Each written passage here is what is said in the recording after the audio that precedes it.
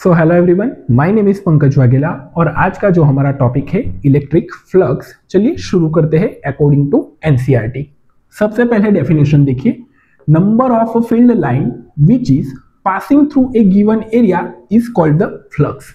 अब समझिए, इससे पहले वाली जो थियरी थी वहां पे हमने देखा था कि अगर चार्ज के नजदीक हम जाते हैं तो इलेक्ट्रिक फील्ड वहां पे कैसी होती है, स्ट्रांग होती है, और वहां पे इलेक्ट्रिक फील्ड लाइन एक दूसरे से काफी क्लोज नजदीक होती है और वहां पे इलेक्ट्रिक फील्ड स्ट्रांग माना जाता है। जैसे ही हम चार्ज से दूर जाते हैं वहां पे इलेक्ट्रिक फील्ड कैसा होता है, वीक हो जाता है, और वहां पे जो इलेक्ट्रिक फील्ड लाइन है वो कैसी होती है, एक दूसरे से अवे होती है। चलिए फिगर के थ्रू समझते हैं। अगर मेरे पास ये प्लेन है तो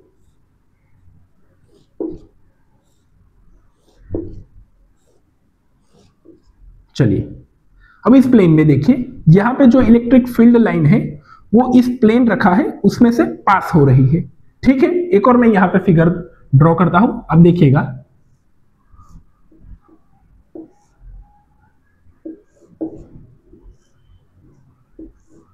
अब इस दोनों में देखिए, दोनों का जो एरिया है वो दोनों का एरिया ऑलमोस्ट मैंने सेम लिया है। और यहाँ पे देखिए, यहाँ पे इलेक्ट्रिक फील्ड लाइन कितनी पास हो रही है, यहाँ पे इलेक्ट्रिक फील्ड लाइन 3 पास हो रही है। यहाँ पे देखिए, यहाँ पे सिर्फ इलेक्ट्रिक फील्ड लाइन कितनी है, 2 पास हो रही है उस ये जो एरिया है इसमें से।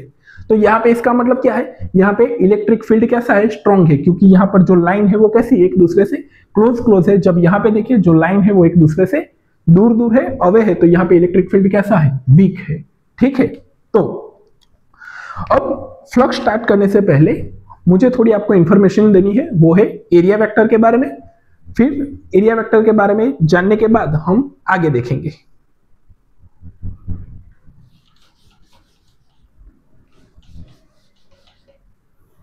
चलिए समझिए एरिया वेक्टर क्या होता है। अगर मेरे पास कोई प्लेन सरफेस है, सपोज ये मेरे पास एक प्लेन है, अगर मुझे इसका एरिया चाहिए तो एरिया में कैसे फाइंड कर सकता हूं, लेंथ इंटू ब्रेथ करूंगा तो मुझे मिल जाएगा एरिया।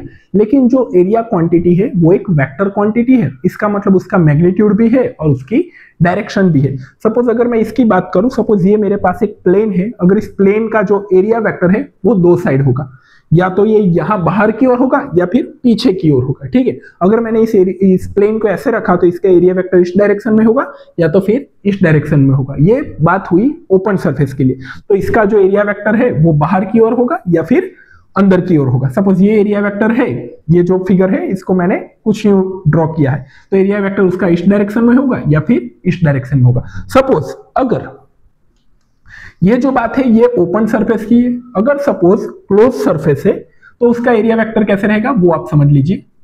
अगर ये एक बॉक्स है तो इसका एरिया वेक्टर है, अगर मैं ये ऊपर के प्लेन की बात करूं, अगर मैं ये ऊपर का जो प्लेन है उसकी बात करूं तो ये प्लेन का एरिया वेक्टर बाहर और अंदर दोनों की तरफ नहीं होगा। जब क्लोज बॉडी होगी तो उसका एरिया वेक्टर हमेशा बाहर की होगा। अगर मैं इस प्लेन की बात करूं तो इसका एरिया वेक्टर कहां पे होगा, इस साइड होगा। अगर ये नीचे वाले प्लेन की बात करूं तो नीचे वाला प्लेन है उसका एरिया वेक्टर कहां पे होगा, नीचे की ओर होगा। इसका कहां पे होगा, इधर। और ये जो आगे वाला है उसका आगे की ओर होगा। ठीक है, चलिए मैं आपको एग्जाम्पल के साथ दिखाता हूं।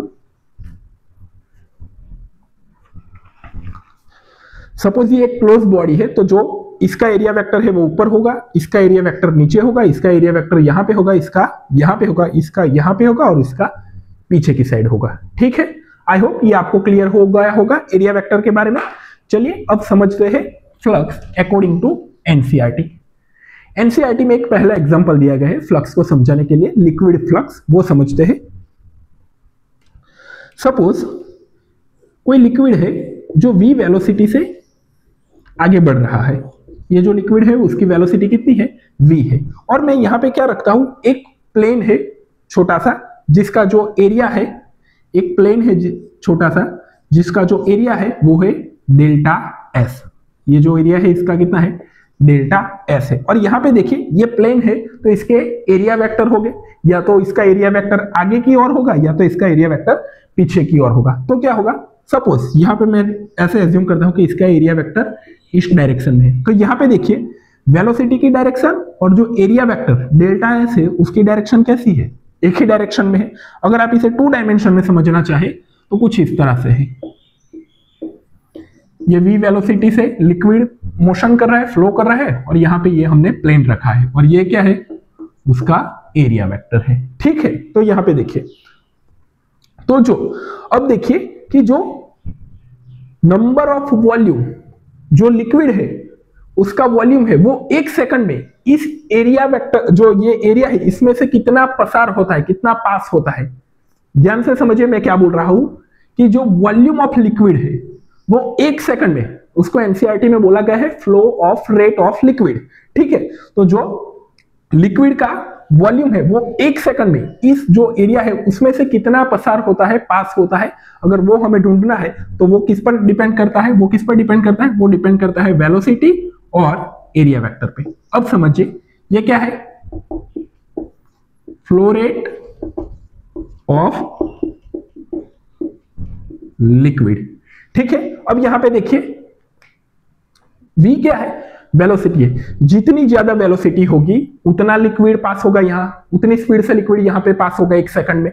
दूसरा, जितना ये एरिया बड़ा होगा, जितना ये एरिया बड़ा होगा उतना ज्यादा लिक्विड यहां से पास होगा। ठीक है, इसीलिए जो ये फ्लो रेट है वो कितना है, v इंटू डेल्टा एस। ठीक है, ओके। और अब डेल्टा एस वो क्या है, वो एक एरिया वेक्टर है, और वो कैसा है, वेक्टर डायरेक्शन है, तो आप उसकी वेक्टर डायरेक्शन भी ड्रॉ कर सकते हैं। अब सपोज ये जो एरिया है, एरिया ये जो प्लेन रखा था मैंने, अब मैं प्लेन को ऐसे ना रख के थोड़ा टिल्ट कर देता हूं। अब मैंने इस प्लेन को थोड़ा टिल्ट कर दिया। अब जो इसका जो एरिया वेक्टर है डेल्टा एस वो v वेलोसिटी के साथ थीटा एंगल पे है।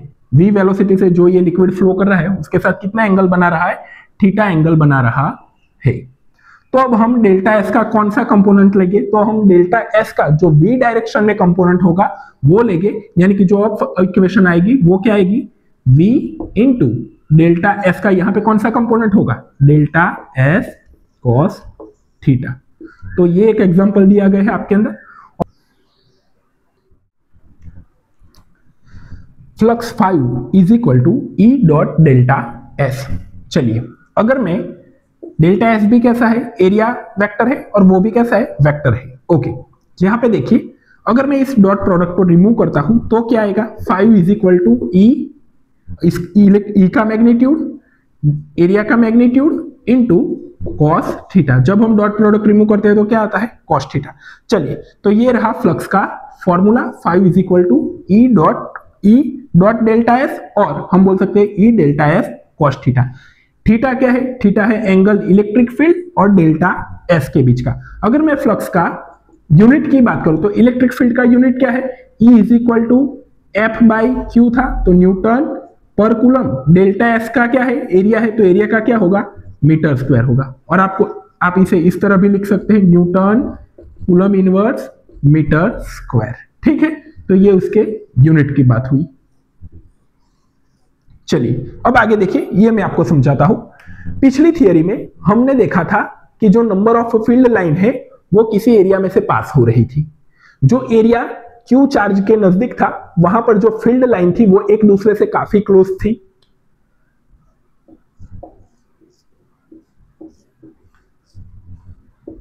यहां पे देखिए जो फील्ड लाइन है वो एक दूसरे से काफी क्लोज है, तो इसका मतलब क्या है, यहां पे जो इलेक्ट्रिक फील्ड है वो कैसा है, स्ट्रांग है। यहां पे देखिए जो फील्ड लाइन है वो एक दूसरे से दूर दूर है। ठीक है, ओके। तो अब यहां पे देखिए number of field line which is passing through a given area is called the flux. तो यहां पे देखिए, यहां पे फ्लक्स ज्यादा है और यहां पे जो फ्लक्स है वो कैसा है, कम है। इलेक्ट्रिक फील्ड लाइन यहां पे काफी क्लोज है, इसका मतलब है इलेक्ट्रिक फील्ड स्ट्रांग है। फ्लक्स किस पर डिपेंड करता है, तो फ्लक्स सबसे पहले डिपेंड करता है इलेक्ट्रिक फील्ड पे। क्यों, जितना ज्यादा इलेक्ट्रिक फील्ड होगा उतनी लाइन एक दूसरे से क्लोज होगी और उतनी ज्यादा लाइनें इस एरिया में से पास होगी। तो flux is directly depend on electric field, ये पहली बात है। दूसरी बात कि ये जो फ्लक्स है वो डिपेंड करता है एरिया पर भी। अगर ये एरिया बड़ा होता तो उसमें से ज्यादा इलेक्ट्रिक फील्ड लाइन पास होती, अगर ये एरिया छोटा है तो उसमें से जो इलेक्ट्रिक फील्ड लाइन जा रही है वो कैसी होगी, वो भी कम होगी। ठीक है, तो जो फ्लक्स है वो इलेक्ट्रिक फील्ड पर भी डिपेंड करता है और दूसरा किस पर डिपेंड करता है, एरिया पर भी डिपेंड करता है। जितना ज्यादा एरिया उतनी ज्यादा फील्ड लाइन पास होगी। जितना ज्यादा फ्लक्स होगा उसका मतलब वहां पे इलेक्ट्रिक फील्ड कैसा होगा, स्ट्रांग होगा। जब इलेक्ट्रिक फील्ड स्ट्रांग होगा तो क्या होगा, लाइन क्लोज होगी और उतनी ज्यादा लाइन पास होगी। तो क्या फ्लक्स सिर्फ इन दोनों पे डिपेंड करता है? नहीं, फ्लक्स एक और बात पर डिपेंड करता है, वो है थीटा, एंगल। ये जो दो क्वांटिटी है इसके एंगल पर भी डिपेंड करता है। चलिए समझिए कैसे एंगल पर डिपेंड करता है, मैं आपको प्रैक्टिकली बताता हूं। सपोज ये एक प्लेन रखा है और यहां से फील्ड लाइन है वो पास हो रही है। यहां से ये जो 4 फील्ड लाइन है, ये 4 फील्ड लाइन पास हो रही है। यहां पे देखिए इसका एरिया वेक्टर इस डायरेक्शन में है और इलेक्ट्रिक फील्ड की जो लाइन है वो भी इस डायरेक्शन में है। तो इलेक्ट्रिक फील्ड और एरिया वेक्टर दोनों एक ही डायरेक्शन में है, तो वहां एंगल कितना होगा, ये रहा प्लेन और ये रही इलेक्ट्रिक फील्ड की डायरेक्शन और ये रहा इसका एरिया वेक्टर और ये रहा इलेक्ट्रिक फील्ड की डायरेक्शन। दोनों के बीच का एंगल कितना है, थीटा इज इक्वल टू 0। तो जो फ्लक्स मिलेगा, तो अब जो इस प्लेन में से जो लाइन पास होगी वो कितनी होगी, वो मैक्सिमम होगी। 3 लाइन है तो 3 जो लाइन है वो ही पास हो जाएगी। तो जो फ्लक्स का फॉर्मूला आएगा वो क्या होगा, E delta S cos 0। cos 0 क्या होता है, 1 होता है। तो क्या होगा, E डेल्टा S। ये जो फ्लक्स मिला ये कैसा मिला, मैक्सिमम फ्लक्स मिला।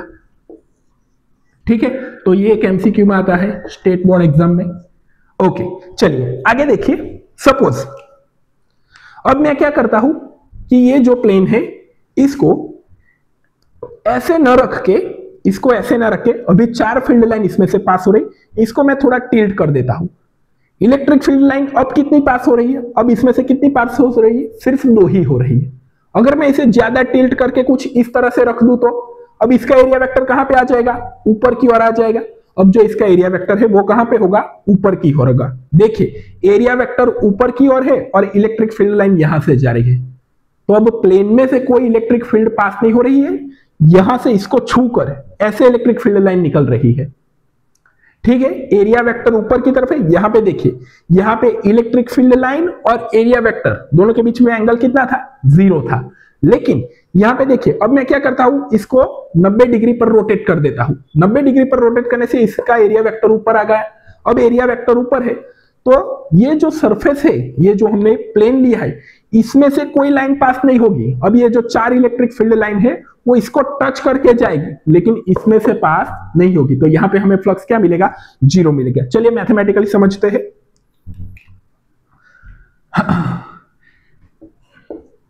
ये इलेक्ट्रिक फील्ड लाइन जा रही है। अब जो एरिया ऐसा था उस एरिया को मैंने ऐसा कर दिया, तो ये रहा मेरा एरिया। अब क्या आ जाएगा, अब जो आएगा ये वो एरिया वेक्टर इस डायरेक्शन में होगा। तो ये इलेक्ट्रिक फील्ड और एरिया वेक्टर के बीच में कितना एंगल बना, 90 का बना। तो अब जो फॉर्मूला होगा वो क्या होगा, 5 is equal to E delta S cos 90। और cos 90 क्या होता है, 0। तो फ्लक्स यहां पे क्या मिलेगा, 0।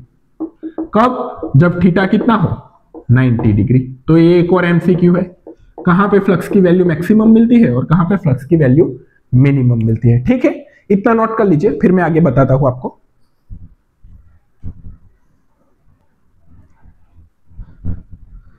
अभी तक हमने 2 केस देखे।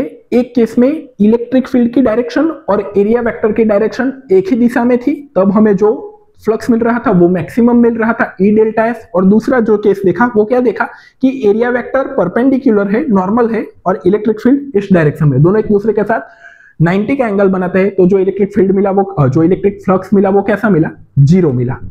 अब यहां पे देखिए ये जो डायरेक्शन है, ये डायरेक्शन है इलेक्ट्रिक फील्ड की। अब यहां पे जो मैं एक प्लेन है इसको मैं रखता हूं, तो जो प्लेन का जो एरिया वेक्टर है वो इस डायरेक्शन में है, प्लेन का एरिया वेक्टर इस डायरेक्शन में है, डेल्टा S, और ये इलेक्ट्रिक फील्ड है। तो जो फ्लक्स का फॉर्मूला होगा वो क्या होगा, E delta S cos theta. ठीक है, और थीटा यहाँ पे क्या है, 0 है, क्योंकि एरिया वेक्टर और इलेक्ट्रिक फील्ड एक ही डायरेक्शन। अब मैं इस प्लेन को ऐसे सीधा ना रख के ऐसा टिल्ट कर देता हूं। देखिए ये रही इलेक्ट्रिक फील्ड लाइन। अब मैं इस प्लेन को कुछ इस तरह से रखता हूं। अब जो इसका एरिया वेक्टर है वो क्या होगा, एरिया वेक्टर हमेशा कैसा होता है, प्लेन के परपेंडिकुलर होता है। तो अगर ये है प्लेन, तो अब जो होगा वो एरिया वेक्टर यहां पे होगा। ये क्या है, मेरा एरिया वेक्टर। ये डायरेक्शन कौन सी है, इलेक्ट्रिक फील्ड की। अब इलेक्ट्रिक फील्ड के साथ ये एरिया वेक्टर थीटा का एंगल बनाता है। तो अब जो हम कंपोनेंट लेंगे, डेल्टा एस के दो कंपोनेंट हो गए, डेल्टा एस के क्या हो गए, दो कंपोनेंट हो गए। ये कंपोनेंट कौन सा होगा, डेल्टा एस साइन थीटा, और ये थीटा की पास वाला है तो ये कौन सा होगा, डेल्टा एस कॉस थीटा। तो अब जो इलेक्ट्रिक फील्ड का फॉर्मूला आएगा वो क्या होगा, फ्लक्स का जो फॉर्मूला होगा वो क्या होगा, E इंटू कौन सा component, delta S sine theta या फिर डेल्टा एस कॉस थीटा। तो अब हम क्या लेंगे, डेल्टा एस कॉस थीटा। ठीक है, हमने जो एरिया वेक्टर है उसका कौन सा कंपोनेंट लिया, उसका वो कंपोनेंट लिया जो इलेक्ट्रिक फील्ड की डायरेक्शन में था। यहां पे हमने क्या किया है, हमने जो एरिया वेक्टर है उसको टिल्ट किया है। अब दूसरे केस में देखिए, अब मैं क्या करता हूं कि जो एरिया वेक्टर है उसको वैसा ही रहने देता हूं, जो प्लेन है उसको मैंने सीधा रखा, लेकिन जो इलेक्ट्रिक फील्ड है इस बार मैंने क्या किया है, इलेक्ट्रिक फील्ड को टिल्ट किया। इलेक्ट्रिक फील्ड यहां पर इस बार ऐसे जा रही है, ये क्या है हमारा एरिया वेक्टर। अब जो एंगल बन रहा है वो कितना बन रहा है, थीटा का। तो E के दो कंपोनेंट हो गए, E का एक कंपोनेंट कौन सा होगा, E साइन थीटा, और दूसरा कंपोनेंट कौन सा होगा, E साइन थीटा, और दूसरा कंपोनेंट कौन सा होगा, E cos थीटा। तो अब जो मुझे फ्लक्स का फॉर्मूला लिखना हो तो क्या लिखेंगे, फ्लक्स 5 इज इक्वल टू क्या आएगा, एरिया वेक्टर और E का कौन सा कंपोनेंट, E साइन थीटा या फिर E cos थीटा। तो यहां पे आएगा E cos थीटा। ठीक है, अब देखिए यहां पे हमने E का कौन सा कंपोनेंट लिया है, E का हमने जो डेल्टा एस एरिया वेक्टर की डायरेक्शन में जो कंपोनेंट था वो हमने लिया है। सभी फॉर्मूला आप देखिए, ये फॉर्मूला सभी फॉर्मूला एक ही जैसे है। ठीक है, तो आपको ये सब फॉर्मूला याद होना चाहिए। इन शॉर्ट में एक ही फॉर्मूला है, E delta S cos theta, where the theta is the angle between E and delta S. Clear है। चलिए, हमने जो एरिया वेक्टर की बात की वो तो हमने दो सरफेस के लिए बात की कि अगर प्लेन होगा तो एरिया वेक्टर इस डायरेक्शन में होगा या फिर इस डायरेक्शन में होगा। अगर वो क्लोज बॉडी है तो एरिया वेक्टर आउटर साइड में होगा। अगर सपोज जो एरिया वेक्टर है वो कैसा होगा फॉर कर्व बॉडी के लिए, अगर मेरे पास जो बॉडी है वो कर्व है तो उसका एरिया वेक्टर कैसा होगा। देखिए, अगर मेरे पास कोई ऐसी बॉडी है तो उसका एरिया वेक्टर कैसा होगा। तो उसके लिए मुझे क्या करना पड़ेगा, ये जो एरिया है इसको छोटे छोटे पार्ट में मैं क्या कर दूंगा, डिवाइड कर दूंगा। ठीक है, ये जो एरिया है उसको मैं क्या करूंगा, छोटे छोटे पार्ट में डिवाइड कर दूंगा। तो ये जो छोटा पार्ट होगा वो कैसा होगा, प्लेन जैसा होगा, और प्लेन है और ये जो कर्व बॉडी है वो हमारी कैसी है, क्लोज है। तो इसका एरिया वेक्टर कहां पे होगा, बाहर की ओर होगा। ठीक है, तो ये क्या है, इसका मैग्नीट्यूड है डेल्टा एस और ये है इसकी डायरेक्शन एन कैप। आप कुछ इस तरह से भी लिख सकते हैं, एक बार एनसीईआरटी में से जरूर देख लीजिए। ठीक है, अब देखिए मुझे इस पूरी बॉडी का फ्लक्स निकालना है, तो सबसे पहले मैं क्या करूंगा, फ्लक्स निकालने के लिए मुझे क्या चाहिए, E चाहिए और डेल्टा एस चाहिए। ठीक है, और उसके बीच का एंगल चाहिए। अब मैं क्या करूंगा, यहां पे मैं जो एरिया वेक्टर है उसे ढूंढने के लिए मैंने क्या किया, इसको छोटे छोटे पार्ट में डिवाइड कर दिया। तो मैं इसका पहले एरिया वेक्टर ढूंढूंगा और इलेक्ट्रिक फील्ड ढूंढूंगा, फिर इसका ढूंढूंगा, फिर इसका। तो अब हम क्या करेंगे, ये जो छोटे छोटे इसका क्या करेंगे, हम सम करेंगे। तो जो फाइनल इक्वेशन होगी वो कैसी होगी, E डेल्टा एस। ठीक है, यहां पे देखिए, यहां पे जो इलेक्ट्रिक फील्ड है उसको हमने कैसा लिया है, इलेक्ट्रिक फील्ड को कांस्टेंट लिया है फॉर ये जो स्मॉल एरिया है इसकी वजह से। तो यहां से जो इलेक्ट्रिक फील्ड लाइन पास होगी वो कैसी हमने एज्यूम कर ली है, कांस्टेंट एज्यूम कर ली है। और दूसरी बात, ये जो एरिया वेक्टर ये जो एरिया लिया है हमने वो काफी छोटे छोटे पार्ट लिया है, तो जो एरिया लिया है वो भी कैसा है, 0 के नजदीक है। ठीक है, तो ये था फ्लक्स के बारे में अकॉर्डिंग टू एनसीईआरटी। एक बार आप जरूर एनसीईआरटी पढ़ लीजिएगा, ऑलमोस्ट मैंने सब कुछ कवर कर लिया है, फिर भी आप एक बार अपनी ओर से देख लीजिएगा। Okay, thank you.